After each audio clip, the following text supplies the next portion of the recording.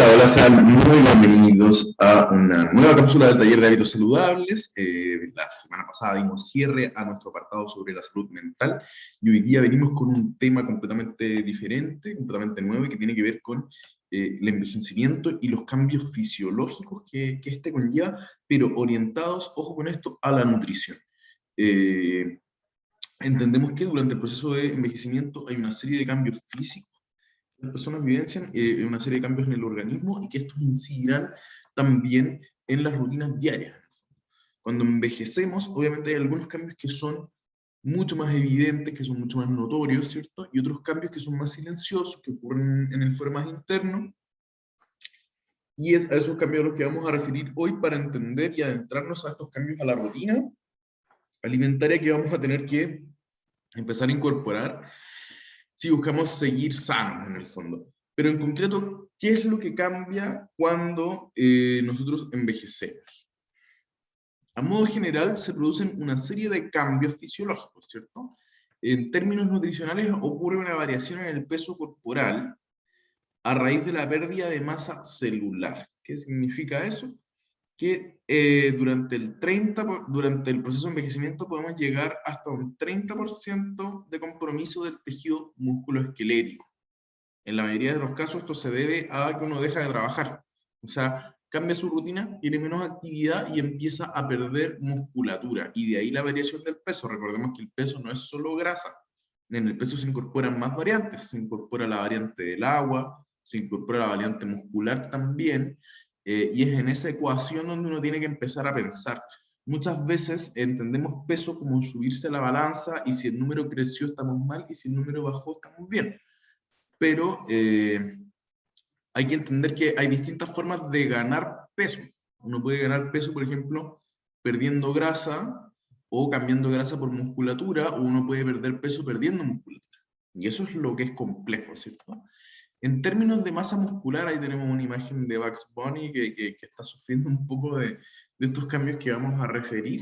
La disminución de la masa muscular, que se conoce como sarcopenia, con la edad produce también una excreción de creatina y transmetilhistidina, de que estamos hablando en el fondo, porque son palabras rebuscadas, ¿cierto? Que la pérdida de masa suele ir acompañado del aumento de la grasa, de hasta un 30%, sobre todo en el sexo femenino, ahí es mucho más frecuente. Entonces, perdemos aproximadamente 30% de músculo, ganamos 30% de grasa.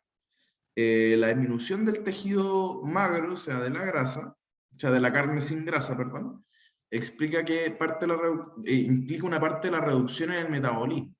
Esta reducción también puede llegar al 30% en los 90 años, y la capacidad de trabajo del organismo cambia, disminuye en términos de que le cuesta mucho más obtener energía. Aumenta un proceso llamado glicólisis anaeróbica.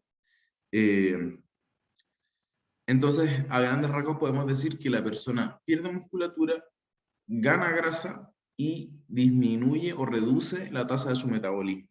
Eso es como parte normal del proceso de envejecimiento. O sea, ahí tenemos un cambio en los números, ¿cierto? Cuando hablamos de la balanza. En términos de talla ocurre una cosa muy parecida, que es una cosa muy curiosa, que es que las personas empiezan a perder talla.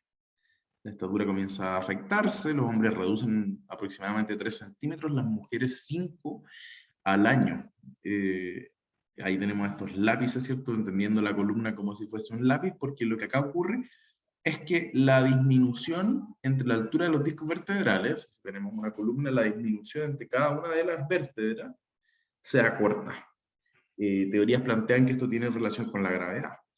Hay un componente que está entre cada una de las vértebras que tiene como objetivo amortiguar el peso de la gravedad, y que a medida que envejecemos eso se va perdiendo y la gravedad tiene mucho mayor impacto en nuestra estatura. Y estos son como uno de los principales cambios ocurridos durante el envejecimiento en términos de la estatura y en términos de la columna vertebral. O sea, entendemos que año a año las personas, a raíz de perder este compuesto que se encuentra entre las vértebras, comienzan a sufrir el impacto de la gravedad y perder centímetros de estatura. Una cosa bien curiosa, ¿cierto? Hay algunos cambios que ocurren en torno a la piel. Cuando uno piensa en envejecimiento, el primer cambio que se nos viene a la cabeza es la piel, ¿cierto? Las arrugas, que es como la imagen más estereotípica del envejecimiento. La piel presenta diversos grados de atrofia con el paso del tiempo, se reduce el grosor de la piel y pueden presentarse piel seca, piel escamosa, arrugas, manchas y otro tipo de patología. Esto tiene que ver, me equivoqué en el PowerPoint de evaluación, pero esto va a influir también en la hidratación. Durante la vejez, la rutina de hidratación se ve modificada en términos de que la persona pierde un poco la capacidad de la sed. Yo escuchaba el otro día un nutricionista que decía que cuando uno alcanzaba el estado de sed, ya había logrado la deshidratación.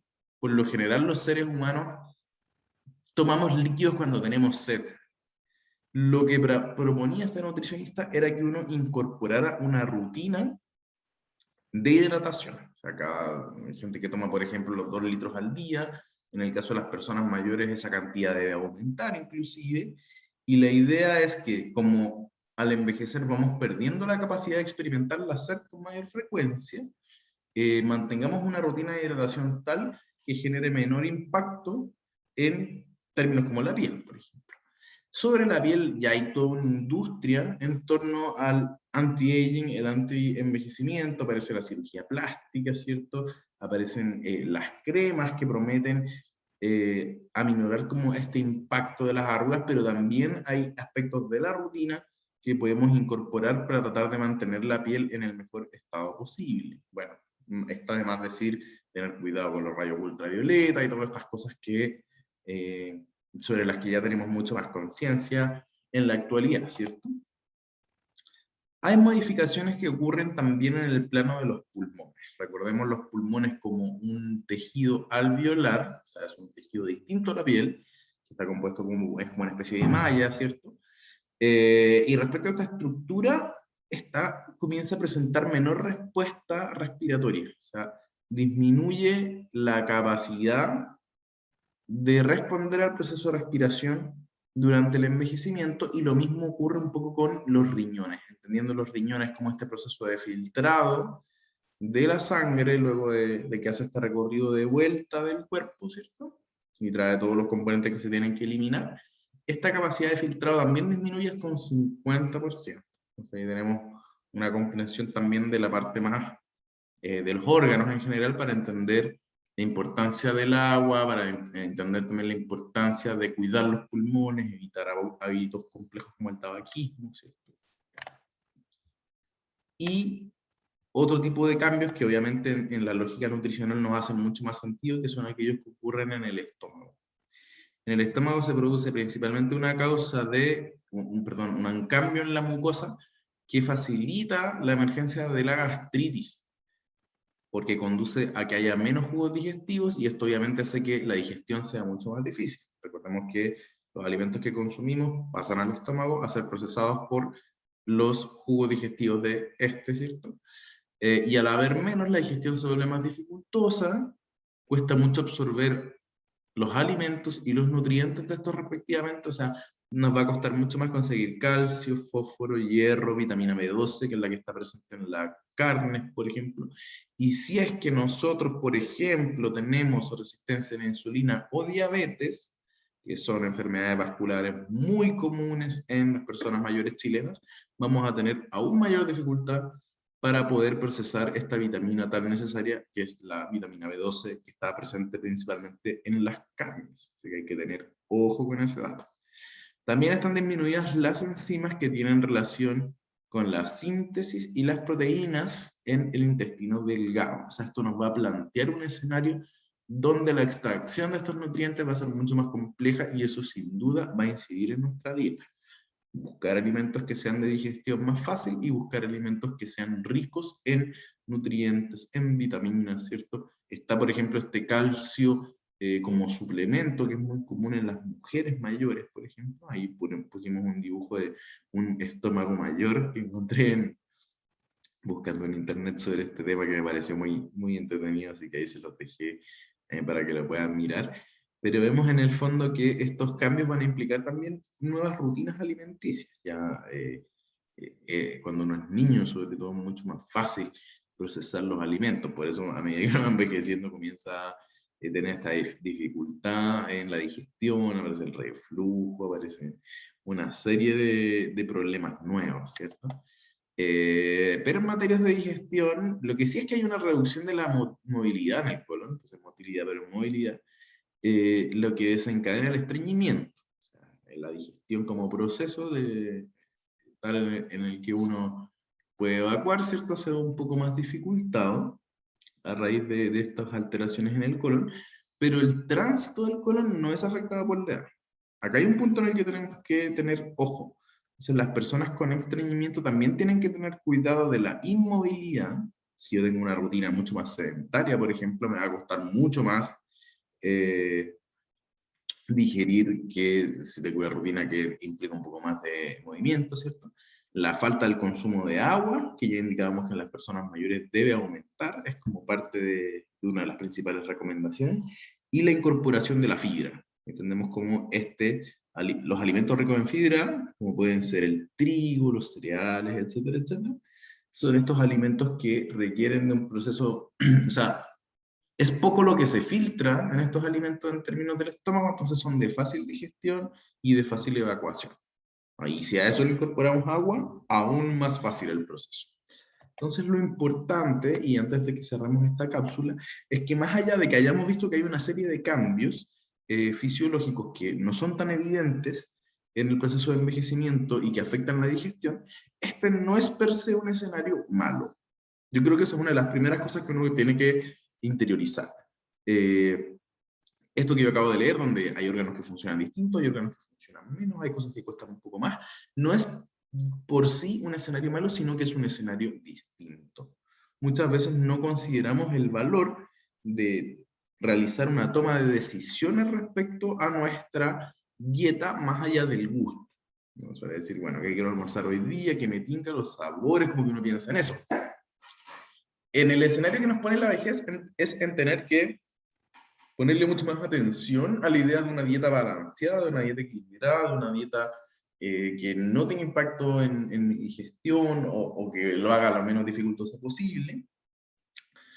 Y eso es completamente lograble en términos de dieta y en términos de la incorporación de ciertos elementos de la rutina, el ejercicio, el agua, etcétera, etcétera. Entonces, lo que vamos a ver luego de esta primera cápsula introductoria al tema de la nutrición, donde hoy día simplemente hablamos de los cambios fisiológicos del cuerpo, sobre todo de los órganos en el proceso de vejez, es qué cambios se me recomienda hacer y a la vez cómo puedo yo comprar alimentos que cumplan con lo que yo necesito. Hablábamos de la B12, hablábamos del calcio, cómo yo puedo saber qué alimentos tienen eso y cómo no caer también en esta serie de trampas del mercado de lo saludable que han llenado los estantes, ¿cierto?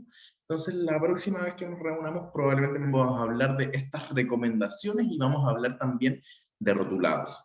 Chile ha presentado una serie de cambios en sus rotulados, hace poco aparecieron los sellos, ¿cierto? Y son cambios que de repente, cuando uno mira, por ejemplo, la etiqueta nutricional de un alimento, uno se puede perder y eso es un poco lo que vamos a revisar. De qué manera yo puedo saber qué alimentos escoger. Y para eso es que los invito a vernos nuevamente la próxima semana en otra cápsula de este taller de hábitos saludables. Les voy a dejar un formulario para que podamos hablar de estos cambios fisiológicos del cuerpo y les deseo una muy buena semana. Que estén muy bien.